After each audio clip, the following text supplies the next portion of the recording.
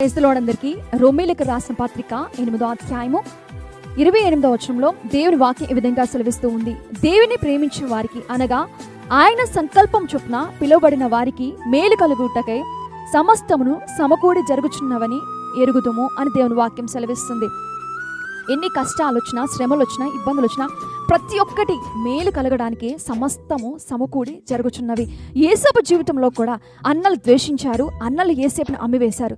అయితే దేవాతి దేవుడు యేసేపును ఒక ఉన్నత స్థాయిలో పెట్టాలని చెప్పి ప్రతి ఒక్కటి కష్టమైన, శ్రమైన, ఇబ్బంది అయినా ప్రతి ఒక్కటి యేసేపు జీవితంలో ఏదైతే ఎదుర్కొన్నాడో యేసేపు వాటినన్నిటినీ దేవాతి దేవుడు సమకూడి జరిగించాడు. ఎందుకంటే యేసేపు జీవితంలో గొప్ప కార్యం జరిగించాలని మన జీవితంలో కూడా ప్రతి ఒక్క కష్టాన్ని, ప్రతి ఒక్క శ్రమని, ప్రతి ఒక్క ఇబ్బందిని దేవాతి దేవుడే మనకి మేలు కలగడానికి ప్రతి ఒక్కటి సమకూడి జరిగించి మనల్ని మేలులతో నింపునుగాక.